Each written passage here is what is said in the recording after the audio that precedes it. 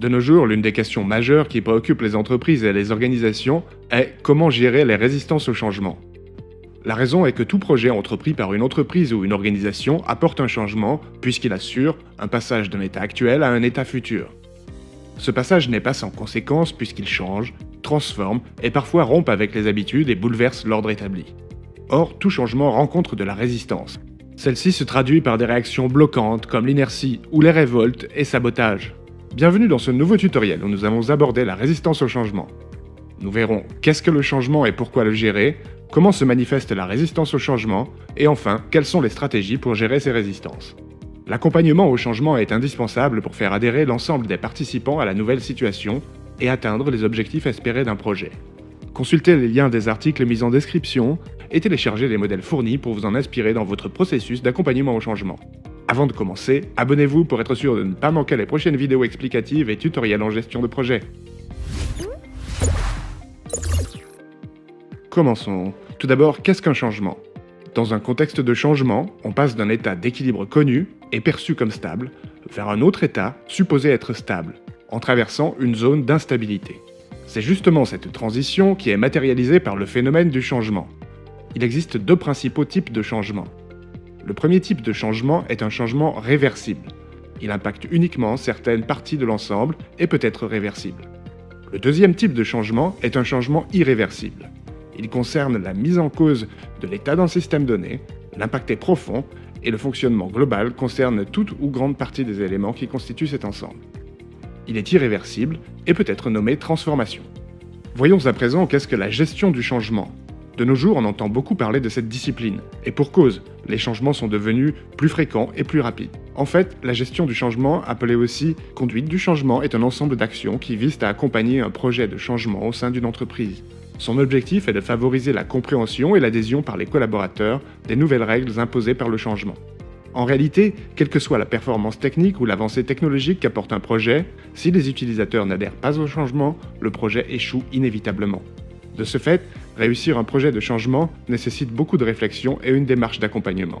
Il est donc nécessaire d'être très vigilant à la gestion du changement et de la prendre en considération dès la phase de planification du projet. Vous savez maintenant ce qu'est un changement et pourquoi il est important de l'accompagner de mesures pour le gérer et le réussir. Nous verrons maintenant ce qu'est la résistance au changement. La résistance au changement se traduit par un ensemble de réactions face au contexte de changement. Les plus courantes et naturelles sont la réticence ou encore la peur de l'inconnu. La démarche d'accompagnement consistera donc à apaiser les craintes pour diluer les résistances psychologiques au changement pendant la phase de transition entre la situation initiale et la situation finale. Ainsi, l'accompagnement au changement devra se faire à l'échelle individuelle, car on ne change pas une organisation, mais les individus qui la composent. Pour savoir comment accompagner les individus au changement, il faut comprendre les stades psychologiques que chaque individu traverse face au contexte de changement. On parle de la courbe du changement, aussi appelée courbe du deuil ou swing du changement.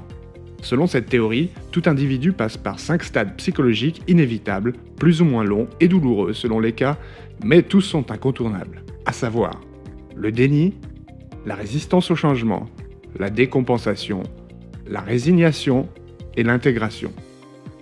Voyons en détail chacune de ces étapes. Premièrement, le déni.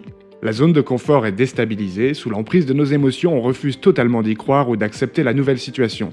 Le déni est en réalité souvent accompagné par une léthargie et une incapacité à raisonner sereinement. Deuxièmement, le refus. Le changement devient une chose possible, mais pas souhaitable. L'individu va chercher à l'aménager pour le rendre moins inconfortable. Comme exemple de forme de résistance au changement, nous pouvons citer l'inertie, c'est le cas quand une personne ne dit rien, mais remet toujours le changement à plus tard. L'argumentation. C'est quand la personne discute le bien fondé du changement en ayant recours à la révolte pour prouver que le changement ne fonctionnera pas. Troisièmement, la déception. Cette phase de la courbe de résistance au changement s'apparente à une déception. L'individu comprend qu'il a perdu la bataille et se sent abattu. Elle peut se traduire par une perte de motivation et éventuellement par une fatigue morale et physique, car l'esprit est encore tourmenté par le changement en soi. Quatrièmement, l'acceptation. Lors de cette phase d'acceptation, l'individu adhère tout en étant contraint et forcé. Il n'est ni heureux ni dynamique. Il comprend qu'il ne peut rien y changer et qu'il faut accepter pour continuer à vivre. Ici, on est dans l'esprit de « j'accepte, mais j'ai encore besoin de temps ». Cinquièmement, l'adaptation. Cette dernière phase de la courbe de résistance au changement est l'acceptation. À ce stade, le changement ne se ressent plus. C'est comme s'il n'avait pas eu lieu. Il est difficile de sortir seul de la résignation. Ceci dit, tout l'enjeu de l'accompagnement est d'agir suffisamment tôt, et particulièrement lors du passage au niveau des stades 1 et 2. Cela permettra d'éviter de s'éterniser dans le stade 3, ou du moins de limiter sa durée et ses dégâts. Notez que chaque individu dispose de sa propre horloge interne ou son rythme psychologique, dont il faudra tenir compte pour éviter les surprises et les réactions à chaud. Pour résoudre les défis rencontrés lors des étapes de la courbe du changement que nous venons de voir, je vous propose une démarche en 5 étapes que nous verrons plus en détail. Premièrement, réaliser une analyse d'impact. Deuxièmement, élaborer une cartographie des acteurs. Troisièmement, mettre en place une stratégie des alliés. Quatrièmement, élaborer un plan d'accompagnement. Cinquièmement, exécuter et piloter l'accompagnement. Voyons chacune de ces étapes de plus près. Étape 1. L'analyse d'impact. Une analyse d'impact est une analyse multidimensionnelle qui sert à anticiper et à évaluer les changements. Elle devra répondre aux questions fondamentales suivantes. Quoi, comment, qui, combien et où? Voici des exemples de questions à se poser. Le quoi. Quels sont les changements à venir? Quels aspects seront impactés? Le comment. Quel type ou nature d'impact? S'agit-il d'un impact positif qui se traduit par des gains ou d'un impact négatif qui se traduit par des pertes ou éventuellement pas d'impact? Notez que paradoxalement, même une population impactée positivement pourrait résister au changement pour des raisons multiples, comme le manque d'information ou de confiance. Le qui. Quelles populations sont impactées? Le combien. Quelle est la profondeur et l'intensité de l'impact? Est-elle faible, moyenne, forte? Et enfin le où. Sur quel lieu géographique se trouvera l'impact? Il est aussi intéressant de compléter l'analyse d'impact en sondant la perception de la population cible des changements à venir. On pourra utiliser un sondage sur un échantillon avec des questions du type « Comment voyez-vous ce changement ? Comment vivez-vous cette perspective ? Ou encore « Qu'est-ce qu'il vous apportera ?» Étape 2. La cartographie des acteurs. Dans le processus de gestion de la résistance au changement, la cartographie des acteurs consiste à identifier le niveau d'antagonisme des acteurs face au changement. Cette cartographie prend en compte 2 dimensions, à savoir la position et l'action. Position vis-à-vis du changement, pour, contre ou ni pour ni contre. Action pour le changement, les acteurs montrent-ils un soutien actif ou au contraire un soutien passif? La combinaison de ces dimensions conduit à identifier 8 catégories d'acteurs possibles comme suit. C1, les engagés, les personnes qui s'engagent pleinement dans l'action. C2, les opposants, ceux qui s'opposent clairement avec des arguments concrets. C3, les déchirés, ceux qui s'opposent avec des arguments défendables en montrant une certaine agressivité. C4, les hésitants, ceux qui observent la situation de loin et ne passent à l'action que lorsqu'ils le jugent nécessaire. C5, les passifs, ce sont les personnes qui montrent leur intérêt sans pour autant s'engager. C6, les inactifs, ils attendent de voir comment les choses évoluent. C7, les indécis, ceux qui changent d'avis rapidement, ce sont généralement des suiveurs. C8, enfin, les irréductibles, ce sont les personnes qui se désintéressent totalement et qui sont la plupart du temps absents. Pour réaliser une cartographie des acteurs, assurez-vous de faire une réunion d'information sur le projet et ses impacts estimés par l'équipe projet, faire des rapprochements pour avoir une première tendance globale par équipe et par lieu.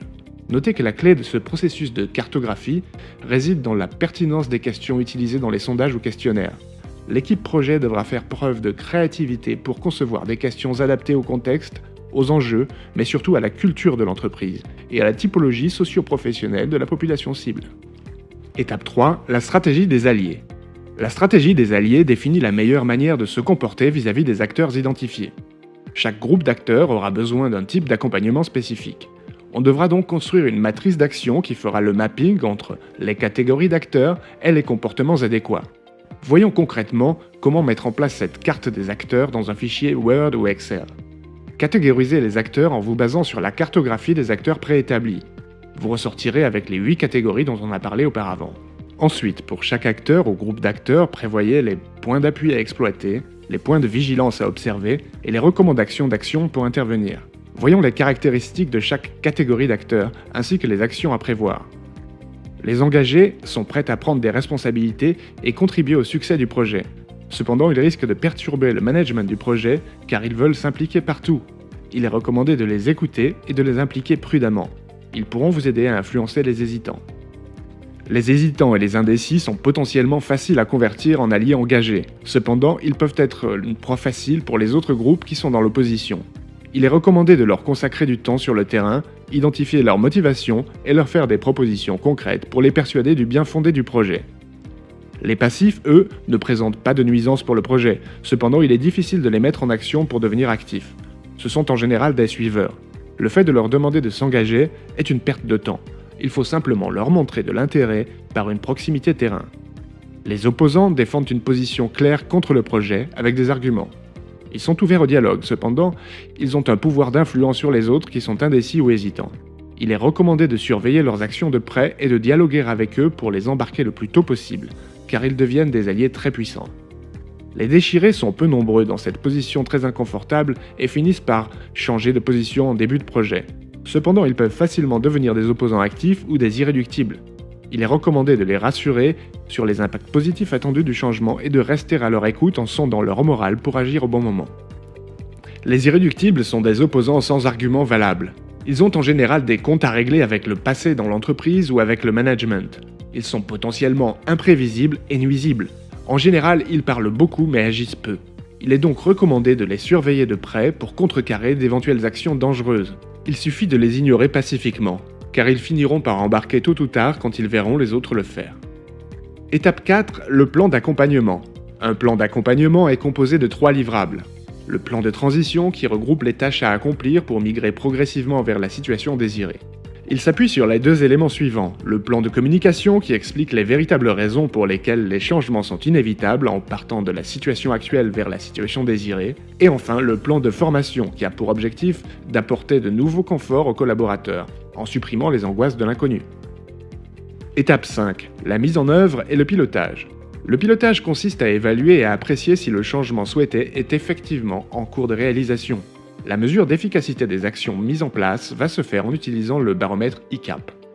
Le tableau de bord ICAP est composé de 4 indicateurs complémentaires qui mesurent pour la population concernée les niveaux de progression selon les 4 dimensions décrites dans le tableau suivant, à savoir le taux d'information sur le projet, pour lequel on va mesurer le niveau de diffusion d'informations et la qualité du feedback reçu.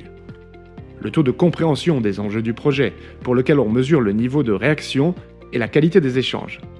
Le taux d'adhésion au projet, pour lequel on mesure le niveau d'engagement exprimé et visible sur le terrain. Et enfin, le taux de participation au projet, pour lequel on mesure le niveau d'implication dans les chantiers en cours. Ainsi, le taux d'adhésion au projet et le taux de participation au projet sont directement liés à la résistance au changement, car ils mesurent l'évolution de la position des acteurs. Comment sont obtenus ces indicateurs ? En pratique, ces indicateurs sont obtenus par le biais d'interviews, de remontées d'informations ou bien au moyen de sondages auprès de la population concernée. La moyenne simple ou pondérée des 4 indicateurs peut constituer un indicateur global du changement.